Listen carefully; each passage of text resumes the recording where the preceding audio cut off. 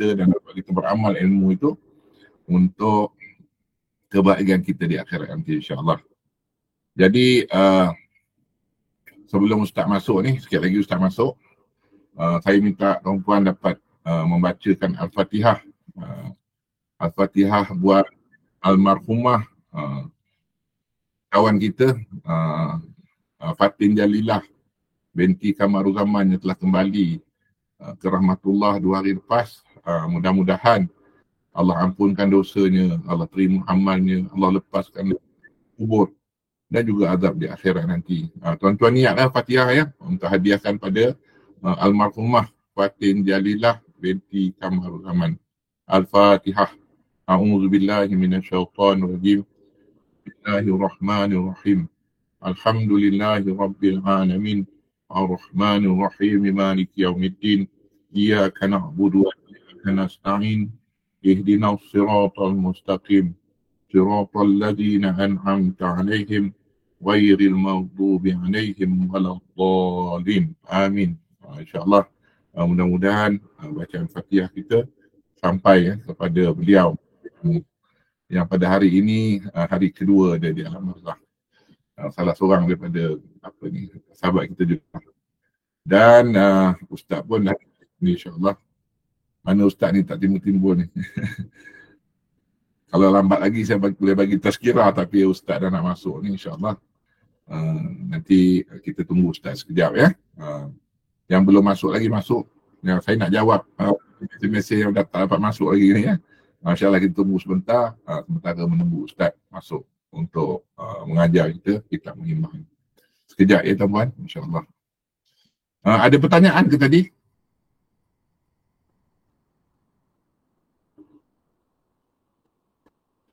Okey, satu lagi. Kalau ada pertanyaan ya, jangan malu-malu sebab kita belajar agama ni, lebih-lebih lagi hal-hal rumah tangga ni, macam kita belajar fiqah, bab haid, nifas apa semua lah. Jangan malu-malu sebab kita bukan lucah ya, kita nak tanya, ambil peluang untuk tanya apa yang tak tahu. Jadi kalau seorang bertanya, kadang-kadang yang seorang lagi malu nak tanya. Jadi seorang tanya tu kita dapat ilmu lagi untuk yang lainnya. Jadi jangan malu. Jadi bab bab yang kita belajar ni, insyaAllah Ustaz akan jawab lah soalan. Saya akan bagi 10 minit ke 15 minit untuk soal jawab. Sebab kita kena ada soal jawab. Kalau one way communication dia jadi problem nanti. Takut tak faham. Jadi insyaAllah Fardhu Ain nanti, siapa nak masuk nanti saya share link dia. Ataupun boleh mesej saya tu pun dah penuh dah. Tapi tak apa, mesej saya akan masukkan juga. Macam saya cakap tadi lah, kalau tak dapat masuk, saya ada recording untuk kita dengar. Setelah Fardhu Ain kita belajar kitab Tauhid, kitab Fiqah, kitab iaitu pada hari pada setiap hari Selasa, Selasa setiap minggu. Nanti saya akan sharekan link dia, insyaAllah ya. Kemudian ada apa-apa hal, mesej saya insyaAllah. Mesej admin ke kan, mesej kalau ada apa-apa pertanyaan dan sebagainya, boleh tanya di luar kelas tu, insyaAllah boleh, tak ada masalah. Ustaz lupa kena jawab call Ustaz jawab.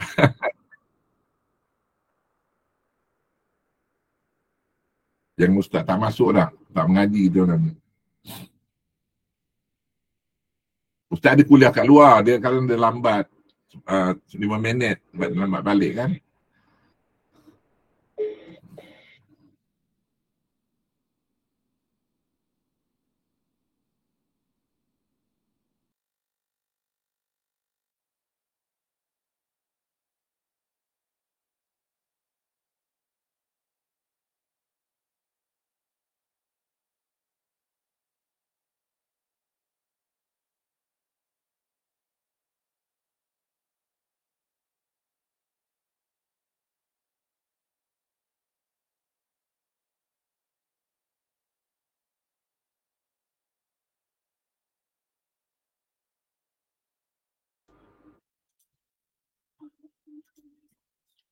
Tak maaf lewat sikit ya. 5 minit lewat. Sebenarnya salah saya. Saya terlupa hantar link dekat Ustaz pun tak dapat link. InsyaAllah sikit lagi tak masuk 1 minit lagi. Saya ingat Ustaz balik lambat. Kuliah rupanya Ustaz dah balik. Cuma saya terlupa hantar Ustaz link sebab saya sibuk nak layan nak layan peserta-peserta yang nak masuk ni. Kalau sekejap ya tuan-puan.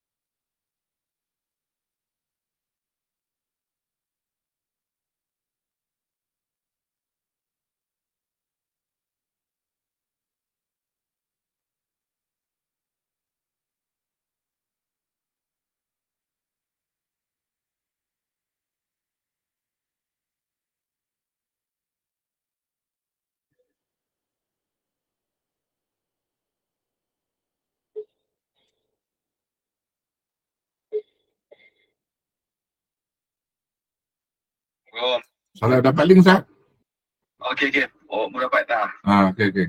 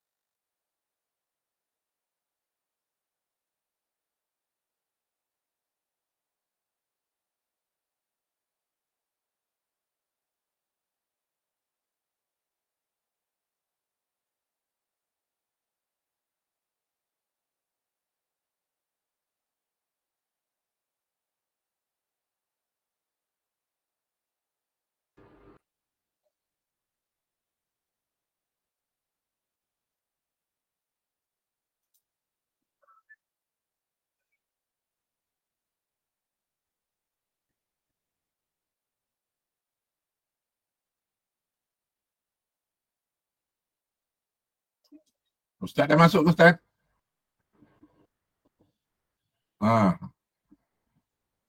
Ustaz, video Ustaz terbalik lah Ustaz. Video. Itu Ustaz buat horizontal boleh tak? Yang ni. Itu terbalik kira sekali lagi. Dua kali. Betul. Okey. Macam tu. Okey, cantik. Okey, cantik.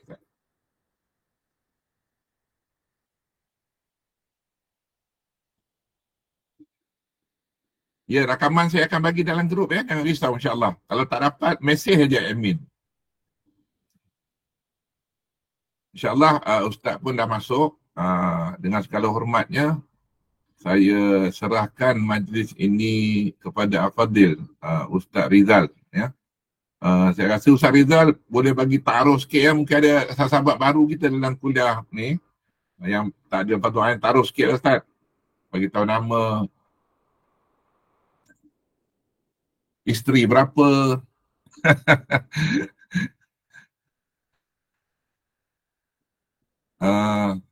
Sila Ustaz ya, insyaAllah. Gurau je tadi dengan Ustaz Izzah, suka gurau.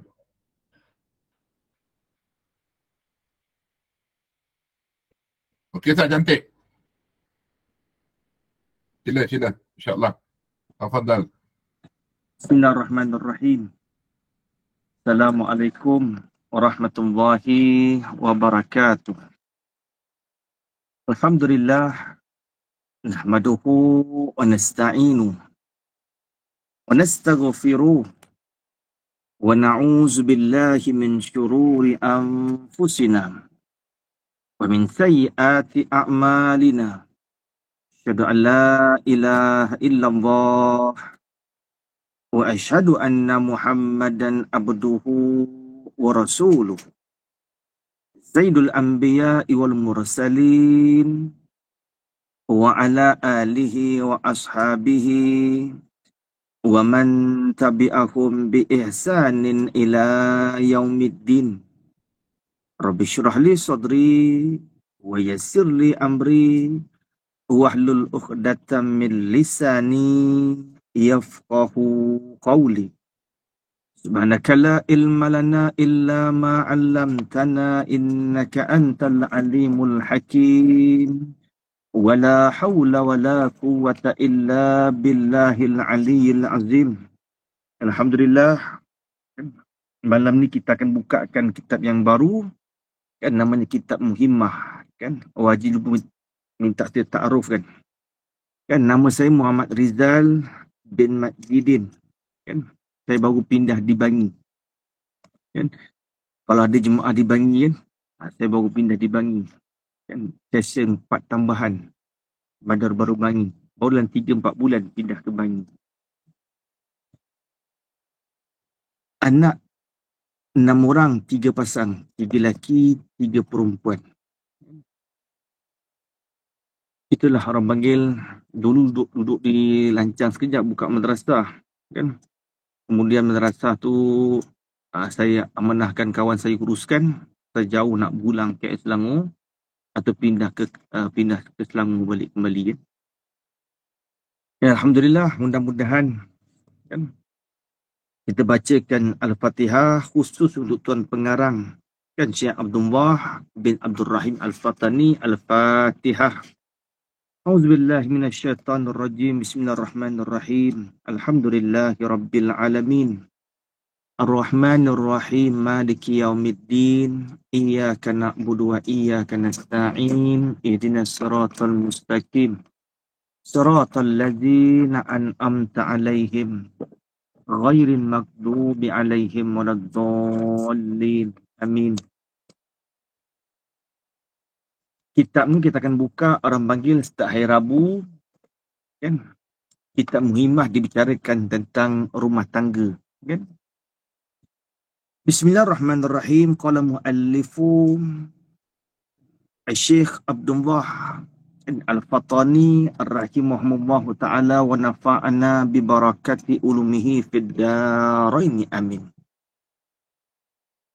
Inilah kitab yang dinamakan akan dia Muhimmah pada ilmu hadis Nabi sallallahu alaihi wasallam, pada bicarakan kelebihan dan kepujian atas perbuatan isteri bagi suaminya, dan bicarakan segala kecelaan pada meninggalkannya dan derhakanya.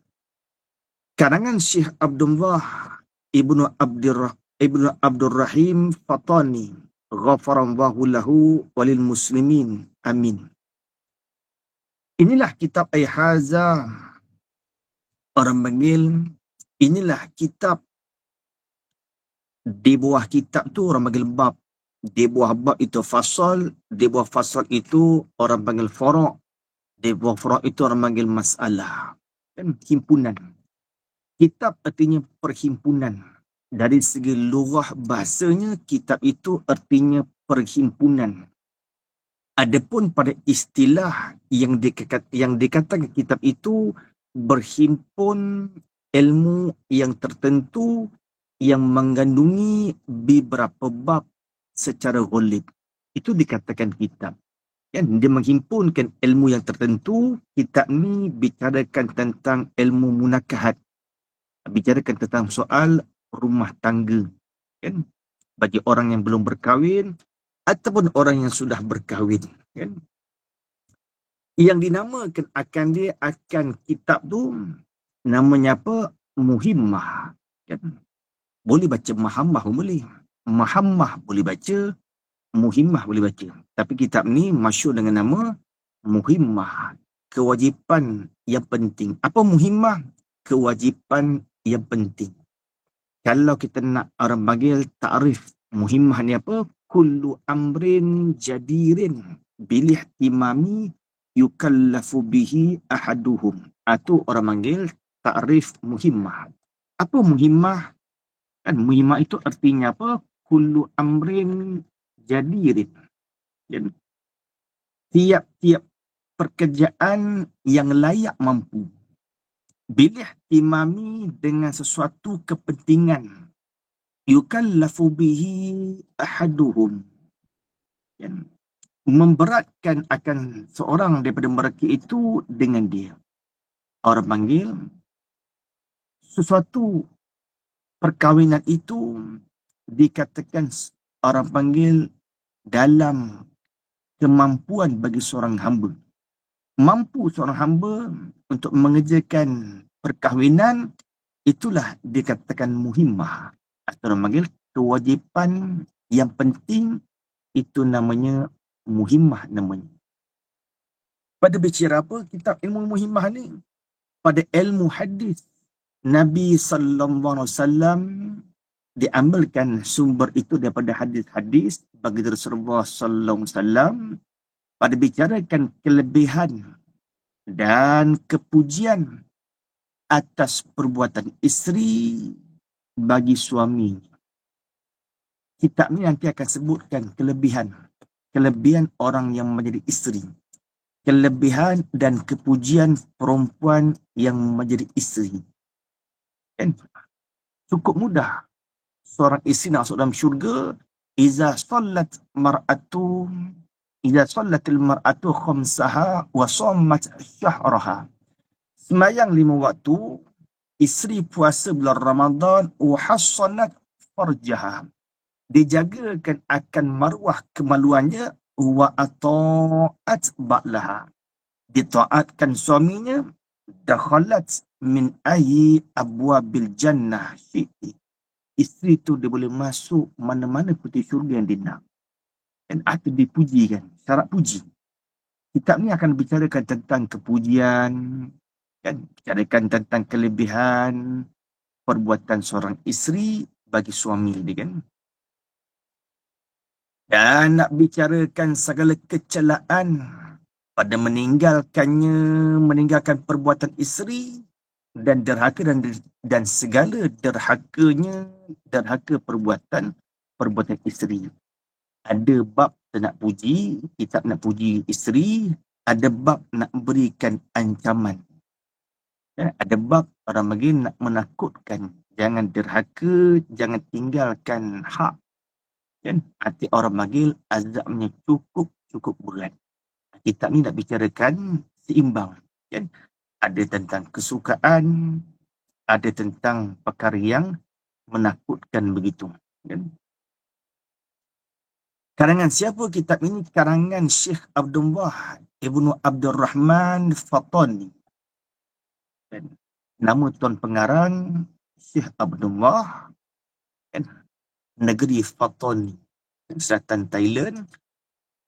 Ghafarallahu lahu, mudah-mudahan Allah ampunkan baginya, bagi Syekh Abdullah, walil muslimin, dan Allah ampunkan bagi muslimin termasuk kita ni.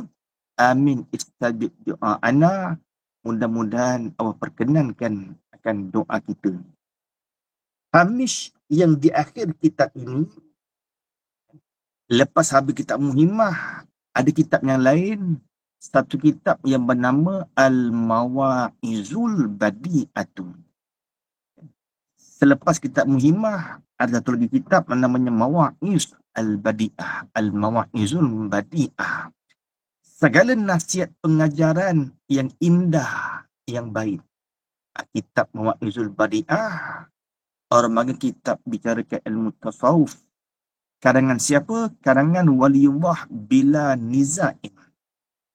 Pengarang ini walinya Allah SWT bila niza'in dengan tidak ada perbantahan.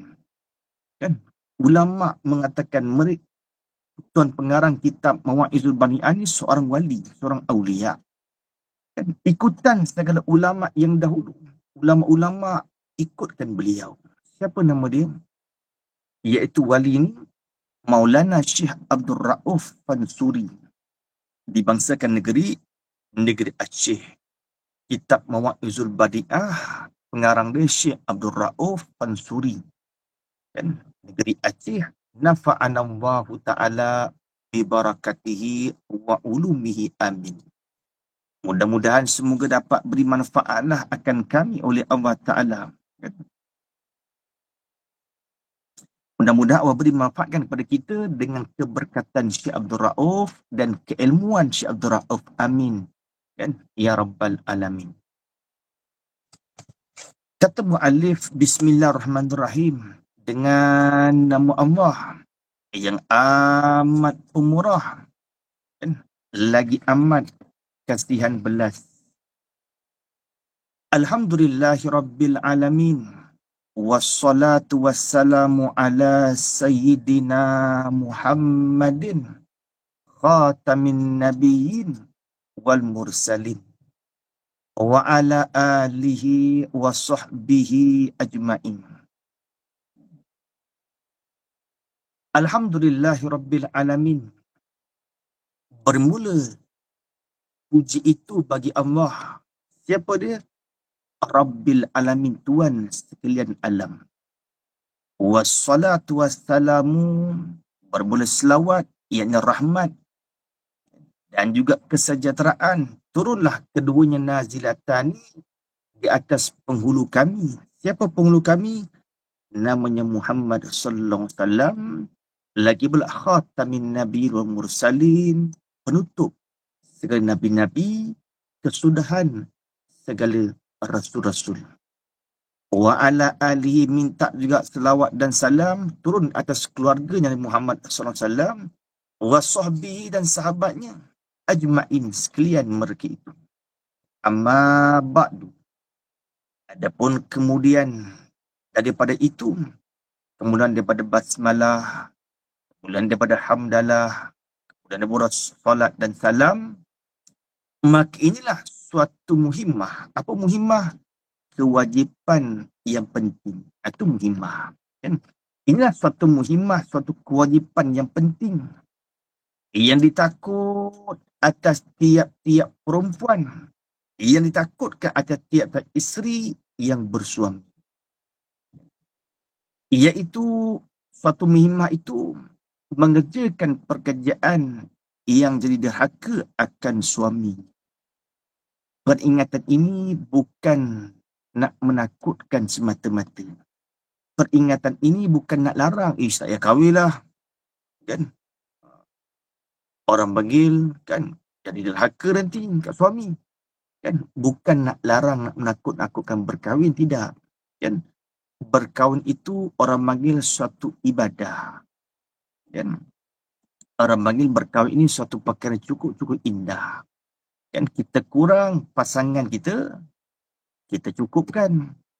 Kan? Orang panggil berkahwin itu dikatakan orang panggil benda yang seronok. Dan dunia mata pun. Kan? Bermula dunia itu merupakan benda yang seronok. Dunia benda seronok. Khairul mata'id dunya al-mar'atu solihah. Bermula mata benda dunia yang paling seronok tu apa? Isteri yang solihah.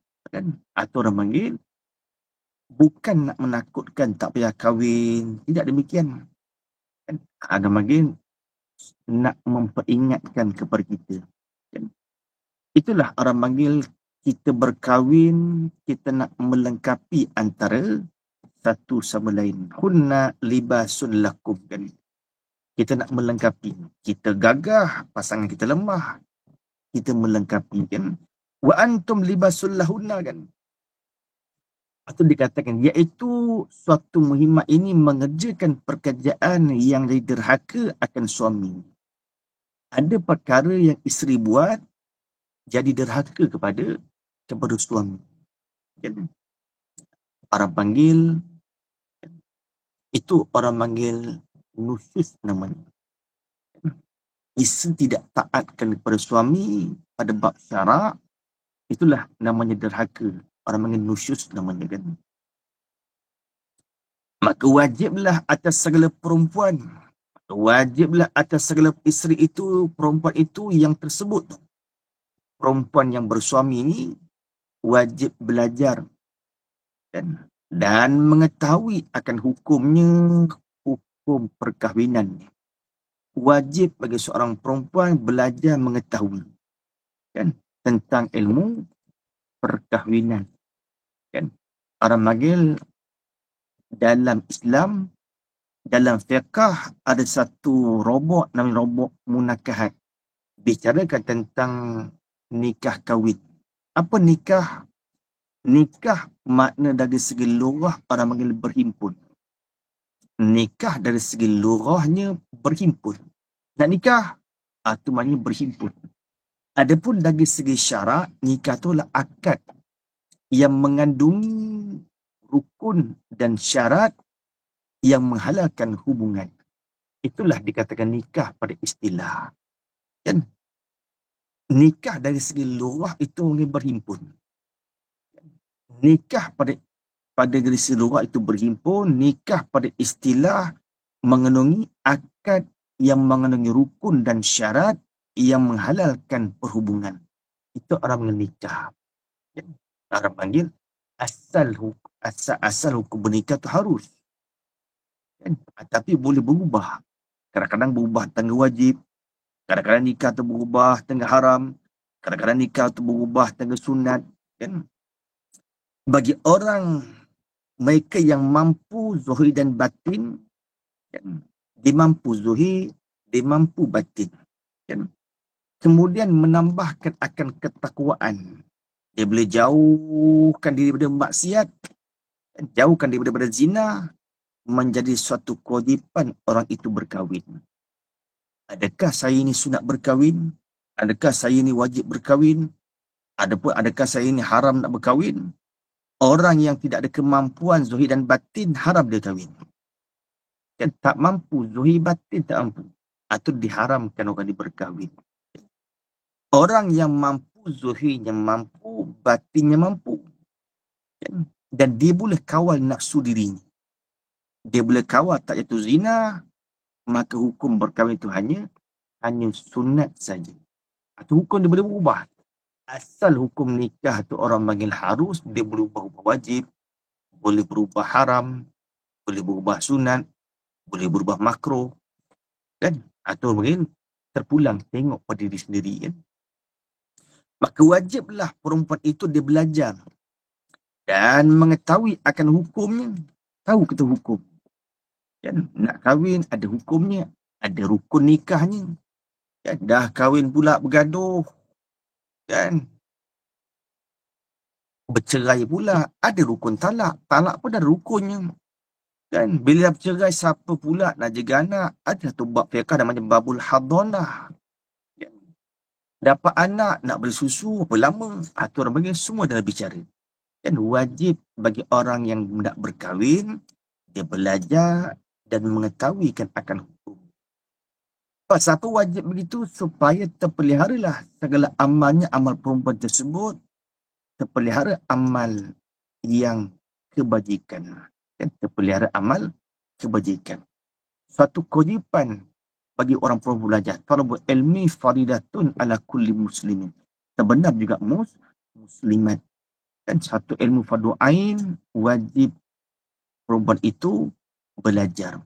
Kan wajib orang perempuan belajar, wajib isteri belajar. Kalau suami tak mampu, kan cari orang lain. Kalau suami mampu, suami ajarkan. Demikianlah sebelum perempuan berkahwin, wajib dia belajar terlebih dahulu. Khusus tak cukup. Khusus kahwin tu sekejap tak memadai. Tak cukup tu. Itu sekadar peringatan saja. Dan maka wajib dibelajarkan.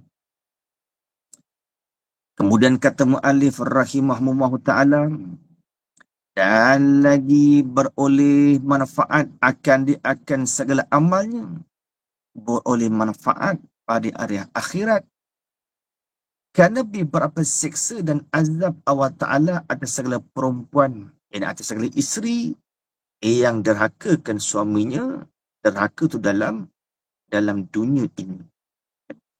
Kalau belajar reti, dapat manfaat akhirat. Kalau tak reti, beroleh siksa azab Allah bagi isteri yang derhakakan suaminya, derhakakan dalam dunia. Siksa azab tu pada esok harinya, yakni di hari kiamat. Sangatlah menyesal atas segala perempuan, sangatlah menyesal atas segala isteri yang tersebut itu, kan? Segala perempuan isteri yang derhaka, menyesal. Di hari kiamat cukup menyesal. Atau kitab ni dia akan bicarakan demikian. Maka tiadalah berguna oleh sesal perempuan tersebut dan duka citanya perempuan pada waktu itu, waktu esok hari, waktu di hari kiamat akan datang. Menyesal ketika Allah azabkan, menyesal dia. Sebab tu syarat suruh belajar terlebih dahulu, mengetahui akan hukum-hukum. I'lam, ketahuilah olehmu bahawa sesungguhnya derhaka perempuan, derhaka isteri akan suaminya itu memberi fatwa oleh beberapa ulama, iaitulah setengah berdosa yang amat besar. Isteri yang derhaka itu bukan dosa kecil, dosa yang amat besar.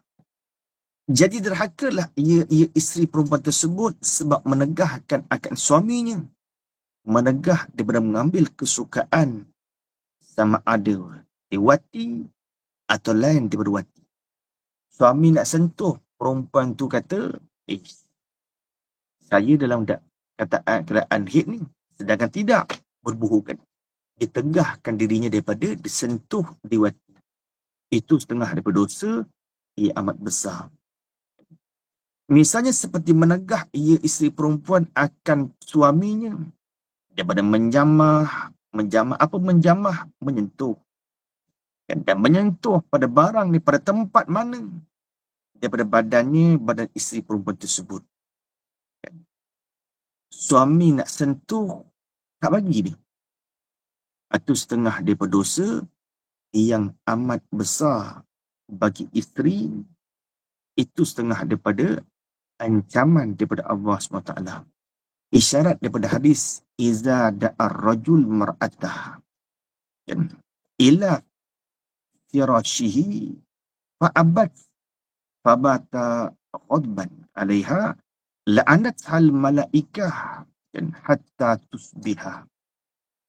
Rasulullah SAW menyebutkan, apabila seorang suami mengajak isterinya masuk ke katil, tujuan untuk mengambil keseronokan, lalu isterinya menolak, isteri tangguh, isteri tolak, maka suami tersebut tidur dalam keadaan murka marah, maka malaikat akan melaknat isteri tersebut. Apa laknat? Dijauhkan daripada rahmat. Sehingga mana malaikat laknat? Sehingga bangun isteri daripada tidur. 8 jam isteri tidur malam, dilaknat oleh malaikat. Malaikat doa, isteri yang menegah tak bagi suami disentuh, malaikat laknat, didoakan, dijauhkan daripada rahmat. Atau dikatakan setengah daripada dosa yang amat besar seorang isteri dia tak berikan tubuhnya disentuh oleh suami. Dan demikian lagi derhakalah ia isteri sebab keluarnya isteri daripada rumah dengan cara izin suaminya. Isteri keluar dengan tidak izin suami, itu setengah daripada derhaka. Sama ada suami itu hadir, ada di rumah, atau suami itu ghaib, suami itu tak ada di rumah. Itu setengah daripada dosa besar derhaka. Kan? Waqarna fi buyutikunna. Isyarat firman Allah SWT. Waqarna fi buyutikunna. Hendaklah kamu tetap duduk dalam rumah. Hei isteri-isteri. Waqarna. Hendaklah kamu tetap duduk. Fi buyutikunna. Dalam rumah mereka itu. Isteri duduk di rumah. Katakan nak keluar. Satu kewajipan mesti dengan izin suami. Ataupun keluarlah ia isteri kepada majlis zikir atau kepada majlis belajar ilmu, tapi ilmu yang bukan fardu ain. Kalau bukan ilmu fardu ain, kan, isteri ditegahkan keluar rumah melainkan dengan izin suami. Kan? Ilmu fardu ain kan 3 kan. Fiqh, tauhid, tasawuf. Kalau belajar ilmu fardu ain, sekalipun suami tegah, isteri boleh keluar. Atau keistimewaan belajar ilmu fardu ain, kalau ditegah suami, isteri boleh keluar walaupun suami tegah. Macam nak belajar ilmu fardu ain. Kan ada pun semayang di masjid, orang perempuan lebih baik semayang di rumah. Kalau di masjid ada pengajar fardu ain, itu tak mengapa. La tamna'u nisa'akum, kata Rasulullah. Jangan kau tegahkan isteri kau tu al-masjidah, nak pergi masjid. Nabi kata, hei suami-suami, janganlah kau larang isteri nak pergi masjid. Kan? Isyarat orang kalau isteri minta pergi masjid, kalau boleh, jangan ditegah. Kalau tegah pun tak salah, suami tegah pun tak salah. Kan? Pasal bukan satu kewajipan isteri semayang di masjid. Tapi Nabi isyaratkan kepada orang suami, la tamna'u nisa'akum al-masjidah.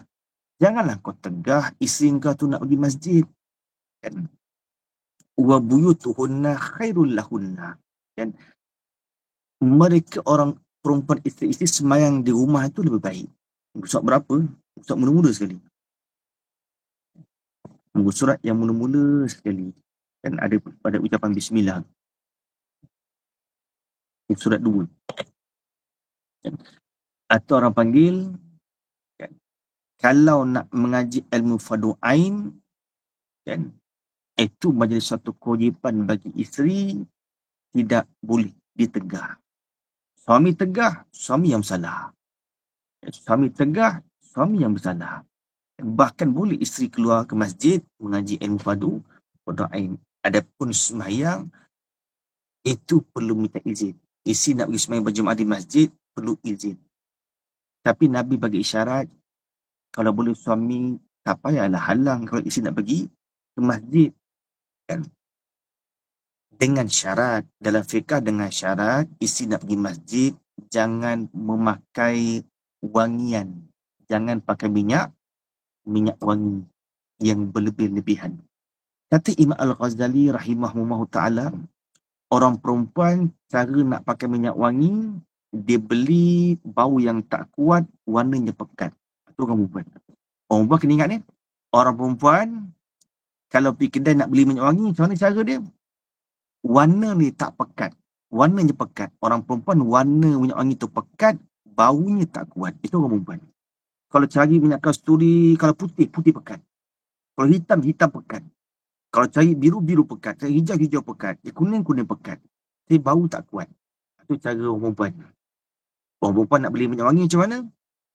Baunya tak kuat, warnanya pekat. Terbalik dengan orang lelaki-lelaki. Orang lelaki-lelaki dia beli minyak wangi, baunya kuat, warnanya cair.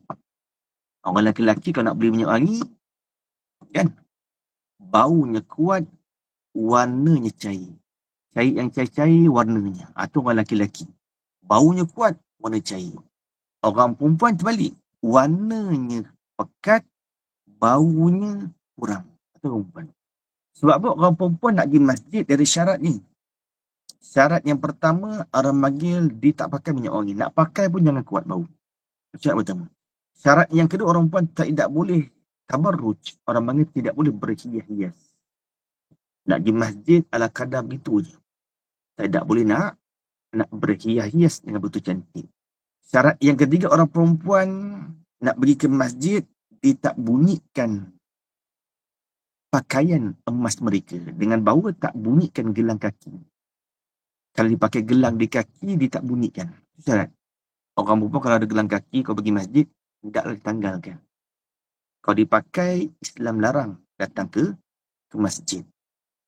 Tak boleh nak bunyikan. Dia berjalan bunyi, menarik perhatian orang lelaki untuk memandang. Tidaklah dibuka gelang, tak boleh pakai gelang. Syarat keempat apa? Orang perempuan tak boleh memakai pakaian yang menarik perhatian. Kalau orang dilalu tu orang lelaki tengok, tak boleh. Kan? Atau dilarang seorang isteri atau perempuan datang ke masjid. Yang kelima, tidak ada percampuran antara orang perempuan dengan orang lelaki-lelaki. Yang keenam, selamat daripada fitnah. Kalau dia datang masjid, timbul fitnah. Datanglah orang mengata begitu, orang mengata begini. Maka dilarang orang perempuan ketika datang masjid, timbul fitnah tu dilarang. Yang ketujuh, jalan nak pergi masjid itu jalan yang aman, selamat, tak bahaya. Kalau cukup 7 perkara, Nabi kata, la tamna'u nisa'akum al-masjidah. Tetapi wa buyutuhunna khairun lahunna. Rasulullah SAW menyebutkan, kalau cukup sempurna 7 syarat ni, janganlah kita suami melarang mereka untuk hadir ke masjid untuk mendirikan sembahyang berjemaah. Mana lebih baik? Bagi orang perempuan, sembahyang di rumah itu lebih baik. Itu lebih baik begitu kan? Ustaz, ulang balik Ustaz yang 7 perkara Ustaz. Ustaz laju sikit. Yang pertama, tak boleh pakai minyak wangi.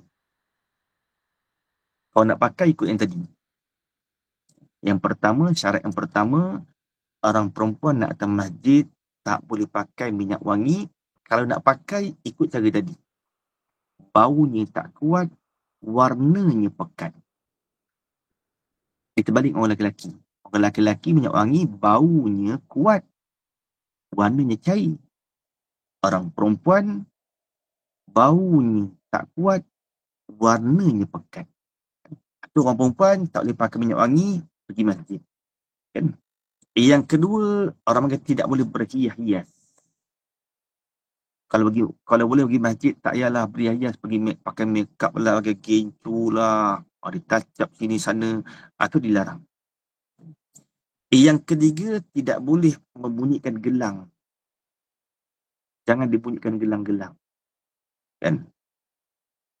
Nak pergi masjid, bukalah gelang yang ada. Tinggalkan gelang kat rumah. Kan? Yang keempat, tidak memakai pakaian yang boleh menarik perhatian. Di masjid, pakai baju tu, dahsyatlah baju je kan. Lalu mesti orang pandang. Tak boleh. Yang kelima, tidak ada percampuran antara laki-laki dan perempuan. Tidak ada percampuran antara laki-laki dan perempuan.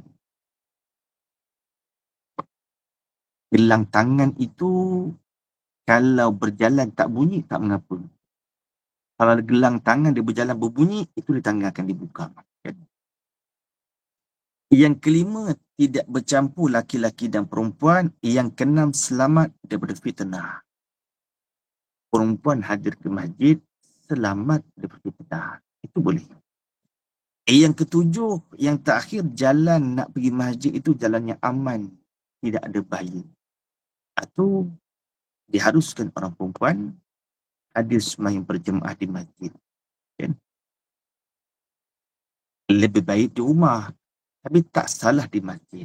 Kan salatul jamaah tafdulu salatil fadzis bisabai wa ishrina darajatan. Sembahyang di masjid 27 gandaan. Kan? Itu lebih banyak gandaan. Tapi jangan terlupa kalau kita nak sembahyang di masjid, syarat ingatkan kepada kita kalau boleh wuduk tu di rumah. Kan? Sebab ada kelebihan yang tertentu, orang yang datang ke masjid, bila ada wuduk dulu, dia ada kelebihan. Kan? فَإِنَّ أَحَدَكُمْ إِذَا تَوَضَّعَ فَأَحْسَنَ وَأَتَى الْمَسْجِدَ. Ketika seorang menyempurnakan wuduk, dielokkan wuduknya, wa'atal masjidah, datang ke masjid. Kan? Kemudian dia mendirikan sembahyang, Rasulullah menyebutkan satu langkah yang dia dah berjalan ke masjid, illa rafa'allah, orang panggil, awak angkatkan tu darjatan. Satu langkah diangkat ke satu darjat. Kan? Satu langkah dihapuskan satu kesalahan. Sehingga sampai ke masjid. Kelebihan orang ambil wuduk di rumah, baru pergi masjid, orang perempuan kalau minta izin pada suami pergi masjid, kita pesan dulu. Ambil wuduk di rumah. Sebab ada kelebihan, satu langkah awak angkatkan satu darjat. Satu langkah awak hapuskan satu kesalahan. Orang panggil, وَحَطَّ عَنْهُ خَطِئَةً حَتَّى يَدْخُلَ الْمَسْجِدِ. Atau orang panggil, kalau nak pergi ke masjid, jangan lupa ambil wuduknya di rumah. Kan? Itulah orang panggil, kalau orang perempuan, seorang isteri nak keluar daripada rumah, dia perlu minta izin suami. Sama ada suami itu hadir, ada di rumah, atau ghaib, tidak ada di rumah. Atau keluar ia isteri kepada majlis zikir, atau kepada majlis belajar ilmu, tapi ilmu yang bukan fardu ain, itu perlu minta izin suami. Maka tiada derhakalah ia isteri keluar kerana belajar ilmu hukum haid dan nifas. Kalau isteri nak belajar di masjid tentang haid, tentang nifas, kan, tanpa izin suami, tidak menjadi satu kesalahan, tidak derhaka. Kan? Haid bukan satu warna, macam-macam warna. Kan? Sekurang-kurang haid, sebanyak-banyak haid, kan? Ada kebiasaan haid, kan? 2 hari warna merah, 3 hari warna merah hitam, 4 hari warna kuning, dia kira-kira begitu. Kan? Kemudian nifas pula. Dan apa yang dikatakan nifas? Apa beza dengan haid? Kan? Bila dikatakan nifas, berapa banyak? Sebanyak-banyak nifas. Adat nifas berapa? Kalau orang perempuan nak belajar tentang bab darah, maka dia keluar tanpa izin suami, tidak dikatakan suatu perkara yang derhaka, tak berdosa dia. Dan sekalian ilmu fardu ain, tauhid, fiqh, tasawuf, suatu kewajipan untuk semua orang. Tetapi yang bahkan sungguh pun perempuan isteri tidak derhaka, istidrak perkata tidak derhaka, tetapi yang bahkan wajiblah atasnya, atas isteri tadi, keluar supaya belajar ia isteri akan segala fardu ain. Kalau suami tak bagi, wajib isteri datang masjid. Suami kan tak bagi, bahkan kata syarak, wajib datang belajar. Wajib datang belajar ilmu fardu ain dan bab darah. Dan haramlah atas menegahkan, dan haramlah atas suami menegahkan isterinya, menegah daripada keluar. Tak boleh suami halang isteri, jangan keluar. Suami yang berdosa. Kan? Suami tak boleh halang isteri keluar nak belajar ilmu fardu ain. Pasal apa? Kerana ia isteri hendak menuntut fardu ain. Itu pun dengan kait. Kan? Dengan kait, jikalau tiada ia suami alim. Suami kata, tak reti pula. Isteri aku tanya bab darah, 2 hari kuning, 2 hari kan, kuning merah kan, 3 hari hitam, 3 hari merah. Kan? Kata suami, pergilah belajar, cari kat masjid. Kan? Dengan syarat, suami itu tidak alim. Maka, isterinya boleh keluar rumah. Kalau alim bagaimana? Adapun jikalau adalah ia suami itu alim, suami itu reti. Dia reti nak suami itu mengaji dah bab haid, bab nifas, kan? Mengaji dah orang fardu ain. Kalau suami itu alim reti, nescaya wajiblah atasnya suami mengajar akan isteri. Suatu kewajipan suami kena ajar isteri. berikan peringatan. Wazakir fa inna dzikra tanfa'ul mu'minin. Berikan peringatan, mudah-mudahan itu dapat manfaat. Mudah-mudahan bermanfaat bagi orang yang beriman. Kalau suami direti, suatu kewajipan suami kena ajar isteri. Kan? Ketika suami ajarkan isteri, maka tidak boleh berdalih isteri tak boleh keluar rumah. Kalau suami dah ajar, isteri dilarang keluar rumah. Maka ketika itu, ketika wajiblah suami mengajar isterinya, haramlah keluar perempuan itu. Isteri tak boleh keluar daripada rumahnya. Kalau keluar juga, lagi derhakalah ia isteri. Dan jadi derhaka pula sebab engganlah ia isteri daripada berpindah serta suami. Isteri yang tak ikut suami berhijrah, itu dikatakan derhaka, maksiat. Bila seorang laki-laki berkahwin dengan seorang perempuan, tiba-tiba isteri tak nak ikut suami pindah rumah. Kata si, saya nak duduk rumah mak ayah saya. Itu orang panggil enggan isteri berpindah serta suami. Itu orang panggil derhaka, maksiat. Kan? Bila berkahwin, kena ikut suami. Kemana suami pergi, suatu kewajipan isteri kena ikut. Nafkah yang wajib bagi seorang suami adalah menyediakan tempat tinggal bagi isteri. Syarak mengatakan bagi seorang suami wajib menyediakan tempat tinggal khusus untuk isteri yang tidak bercampur dengan keluarga dia.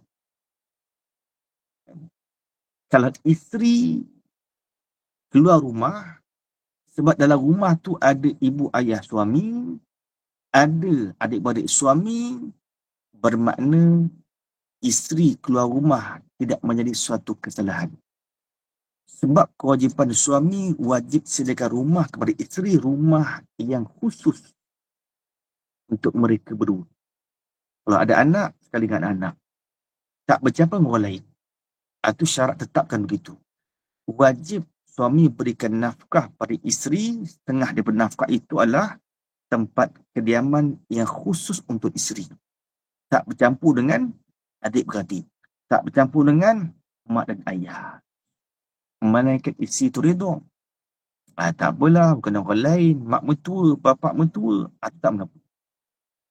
Orang panggil, kalaulah bercampur, tiba isteri keluar rumah. Tak menjadi kesalahan tu. Isteri yang keluar rumah, nak ceritakan pada Tok Kodi, tidak menjadi satu kesalahan. Nak mintakan fatwa. Isteri keluar rumah, nak tuntutkan keadilan jumpa Tok Kodi, itu tidak salah keluar rumah dia. Nak belajar fardu ain, tak salah isteri nak keluar rumah. Orang panggil nak dapatkan fatwa tu tak salah kan. Atau menjadi suatu kewajipan bagi suami sediakan tempat tinggal. Tiba-tiba suami dah sediakan tempat tinggal, isteri tak mau ikut, itu derhaka tu. Itu menjadi suatu dosa yang besar kan. Dan derhaka pula sebab menyelai isteri akan pintu ketika menghendak masuk suaminya, nak masuk kepada isteri. Ketika suami nak masuk rumah, kena kuncilah pula. Dia mangga pula pintu. Tidur pula suami dah cerita. Itulah orang panggil derhaka isteri itu. Nusyus lah. Nusyus dari segi luah bahasanya derhaka. Apa nusyus? Artinya derhaka. Nusyus diambilkan dari luah nasyaza. Orang panggil dari segi luah derhaka. Pada syarak, apa arti nusyus pada syarak? Seorang isteri yang derhaka kepada suami dengan bahawanya isteri mengingkari ketaatan terhadap suami. Bila isteri mengingkari ketaatan kepada suami, bermakna isteri itu nusyus. Nak balik rumah, dia kunci je pintu. Nak masuk bilik, dia selak je pintu. Atau orang panggil derhaka isteri pada suaminya, kan.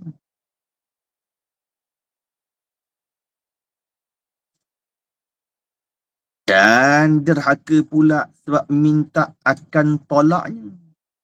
Demikianlah orang panggil derhakalah bagi isteri minta diceraikan. Bergaduh suami isteri. Kata isteri, abang ceraikan saya. Orang panggil isteri minta tolak. Ayyumal mar'ah sa'alat zawjaha tolakan min ghairi ba'sin faharamun alaiha raihatul jannah. Isteri yang minta suami diceraikan dia tidak akan bau syurga, kata Rasulullah SAW. Nikmat ahli syurga tu, ketika di hari kiamat, nikmat ahli syurga, dia berjauh bau dah. Belum masuk syurga, tapi dia berjauh sudah bau harum wangi syurga. Tetapi isteri yang pernah minta tolak pada suaminya, Rasulullah menyebutkan bau syurga pun tak dapat. Itu nak menggambarkan beratnya dosa seorang isteri. Haram dalam syarak isteri minta diceraikan. Melainkan ada perkara-perkara yang tertentu lah. Isteri tak tersukulah. Umumnya, isteri dilarang. Walaupun asal tolak tu harus. Asal tolak tu benda yang halal dalam Islam. Tolak tu benda yang halal dalam Islam. Walaupun tolak tu halal, abghadul halal ilallah azza wa jalla at-talaq. Walaupun talak tu halal, tapi Allah paling murka. Dan benda bergaduh, sikit-sikit minta cerai. Walaupun tolak tu halal, tapi Allah paling murka, paling marah. Talak itu memutuskan ikatan perkahwinan. Apa talak? Memutuskan ikatan, terhurai ikatan perkahwinan, sama ada dengan lafaz soreh atau lafaz kinayah. Talak ni tak jatuh kalau kita bercerita tentang orang lain, tak jatuh. Contoh, kita sedang sembang dengan kawan kita ni, duk borak dengan kawan kita, semalam aku dengar kan, si Ali tu, dia ceraikan bini dia, aku tolakkan dia kau. Boleh ke sebut begitu? Tak jatuh talak. Kita ceritakan orang lain tentang talak, tak jatuh. Yang kedua, talak tak jatuh ketika orang yang mengajar tentang hukum fiqah, tak jatuh. Dan orang mengajar buat fiqah, buat misal. Dan aku tolakkan engkau, Fulanah bin si Fulan. Tak jatuh. Jangan takut. Isteri dia tak jatuh talak. Ketika mengajar dalam bab ilmu, tak jatuh talak. Demikian dipanggilkan isteri tolik. Kebetul nama isteri tolik. Dan wahai tolik, bukankah itu makna talak tu? Tak jatuh. Orang yang tidur, dia mengigau. Dia tidur, ceraikan kau, tolakkan kau. Abang, kenapa ni? Jatuh ke talak? Tak jatuh. Lafaz talak ketika tidur, tak jatuh. Kan? Tiba-tiba suami dia naik gila pula. Bukan bawa gila, memang datang penyakit gila. Tak tahulah, tak mabuk ketum ke apa, jadi gila suami dia tu. Tiba-tiba tengah-tengah gila dijatuhkan talak pada isteri. Tak jatuh juga. Kan suami yang gila, dilafazkan, tak jatuh. Demikianlah orang panggil sabkul lisan. Melatah. Melatah, tak jatuh talak. Kan ada orang dia penyakit melatah. Kejut sikit dia melatah. Tak, aku ceraikan kau. Kalau melatah tak jatuh, tak jatuh talak. Demikian mabuk, kena paksa pun tak jatuh talak. Di talak dia ada rukun ni. Ada rukun suami, ada rukun isteri, ada sirah dia, ada wilayah dia. Kemudian syarat tolak yang kelima dia ada qasad. Mesti ada qasad. Mesti sengaja. Kan? Ada 3 perkara yang tidak boleh kita buat main. Kalau ia disebut jadi. Apa dia syaratnya lah? Yang pertama, tolak. Yang kedua, nikah. Yang ketiga, rujuk. 3 perkara jangan dibuat main. Kalau berlakon, jadi sungguh. Tapi ada syarat je lah. Syarat tolak tadi kelima tadi. Kena ada qasad, suami, isteri, ada sirahnya, kan? Ada wilayahnya. Masuk wilayah orang panggil kuasa talak. Masuk wilayah orang kuasa talak, kan? Maka menjadi suatu kedarhakaan isteri minta talak pada suami. Dan derhaka pula sebab masa muka isteri. Kemudian daripada bersihnya, kan? Duk masak mukanya, duk mencebik mukanya, suami lambat balik, mukanya masam, derhaka pada syarak.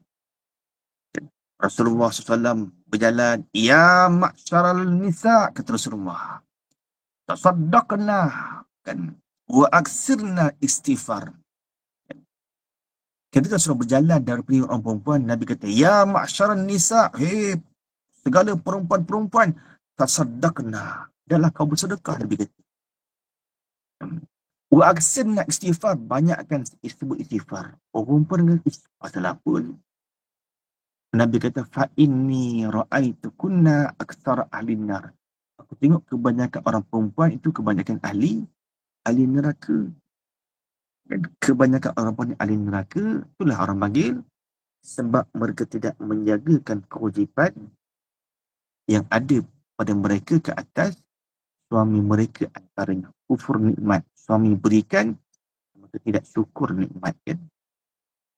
Kemudian kata mu'alif, dan lagi dia berbanyak perbuatan yang jadi derhakalah perempuan akan suaminya tersebut dalam kitab fiqh. Aku sini dulu, kan. Kemudian kata mu'alif, dan lagi berapa banyak perbuatan yang jadi derhaka perempuan akan suaminya. Allah subhanahu wa ta'ala. Bismillahirrahmanirrahim. Allahumma faqihnahu fid-din wa 'allimna ta'wila. Allahumma ftah bihi hikmataka futuhal 'arifin wanshurna birahmatika ya arhamar rahimin. Sallallahu alaihi Muhammad wa ala alihi wa sahbihi wa sallam. Walhamdulillahi rabbil alamin. Ustaz, ada soalan ke? Sikit je, 5 minit, 10 minit. Ada soalan Ustaz? Kalau ada soalan, tanya direct pada Ustaz, ya. Kalau dalam mesej ni Ustaz baca ke nak saya baca, Ustaz? Tadi soalan tadi kata, adakah suami juga dikatakan derhaka, kan? Kalau suami, istilah nusyuz ini, sebagian ulama mengatakan, adakah istilah nusyuz ini hanya ada pada isteri? Tidak. Bila isteri ingkarkan ketaatan pada suami, jatuh hukum nusyuz. Bagaimana suami? Bila masa suami dikatakan nusyuz, apabila suami tidak menunaikan tanggungjawab, maka suami juga dibilangkan nusyuz. Kan? Cuma kebiasaan kita dengar isteri nusyuz, tidak. Kan dalam hukum syarak, bila suami tidak menunaikan tanggungjawab, kan, antara tanggungjawab suami pada isteri, perhatian. Bila suami tidak berikan perhatian pada isteri, suami dikatakan nusyuz. Berlaku juga nusyuz pada orang suami, digelarkan juga nusyuz derhaka. Allati takhafuna nusyuzahunna, kan, fa'izuhunna wahjuruhunna fil madaji' watribuhunna. Samalah, laki pun nusyuz, perempuan pun ada istilah nusyuz. Wallahu a'lam. Soalan kedua ni Ustaz, dia kata macam mana cara yang tak jatuh derhaka? Tak, soalan yang kita ambil yang satu ni, Ustaz, kalau suami curang tu, dia dah masuk kategori apa, maka jadi harus tak minta cerai? Boleh tak minta cerai kalau suami dia curang, Ustaz? Suami curang, adakah harus isteri minta cerai? Kan?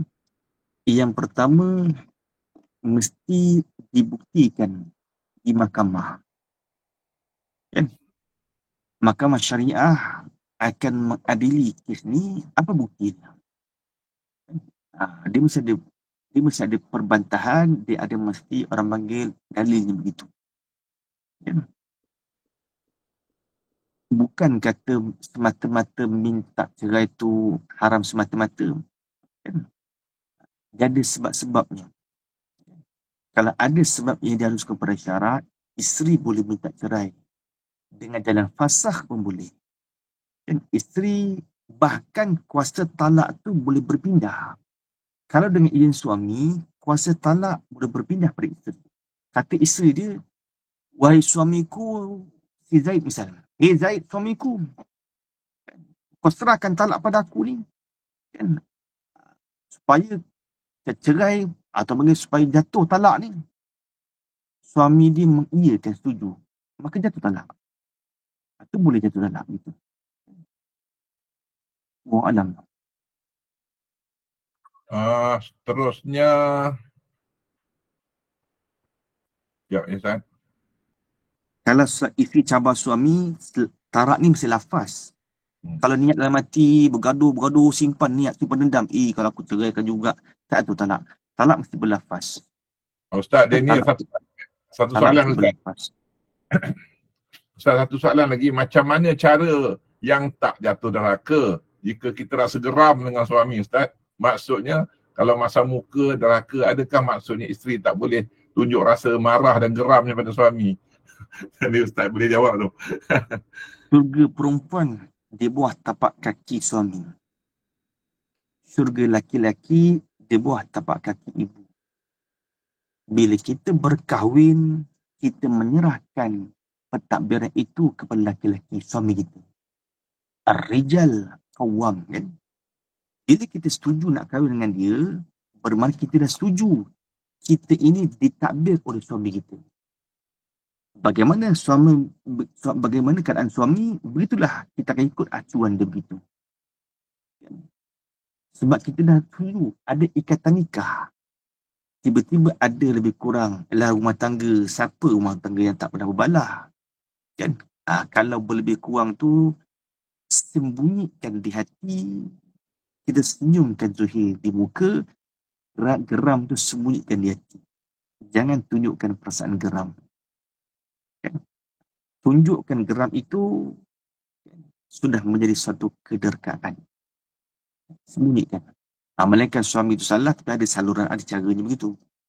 Dia tak boleh tunjukkan masa muka, tak boleh. Wallahualam. Ustaz, bauan tidak kuat dan warna pekat, contohnya minyak saffron kan Ustaz, dia kata. Tak kisah apa pun minyak wangi, malaikat subuh ke, kasturi ke, kemboja, mawar ke, orang perempuan, minyak wangi ni baunya tak kuat, warnanya pekat. Alhamdulillah. Okey, last Ustaz soalan ni. Last soalan ni dia kata, talak jatuh ke Ustaz bila isteri cabar suami. Okey, tak apa. Itu dah lepas dah tadi ya. Sekejap saya. Kalau lelaki yang curang, layakkah poligami? Saya tak faham Ustaz ni, soalan ni. Poligami ni begini, orang perempuan oleh kebiasaan dia tak akan nak berkongsi kasih. Laki-laki nak poligami. Kan? Orang perempuan yang pertama, walaupun tidak suka poligami, dia jangan itikadkan di hati yang dihalalkan pada syarat, jangan diitikadkan haram. Syarat tetapkan poligami itu halal, kita marah tapi bukan kita mengubah hukum. Tak salah kita marah. Kan? Pasal kita ada hak, isteri ada hak. Kan? Tetapi jangan sampai marah itu mengubah hukum. Syarat kata halal poligami. Dia marah, tapi jangan sampai di hati dia nak mengubahkan hukum yang halal kepada haram. Cuma adakah suami dia mampu bila poligami takut kurang kasih sayang, tak mampu nak adil. Bila poligami, gaji pun tak cukup bagi, dan pula nak tambah 2-3. Itu orang panggil, mahkamah akan tentukan layak tak layak orang ni nak poligami. Ya? Okay, setakat tu saja pada malam ni, insyaAllah.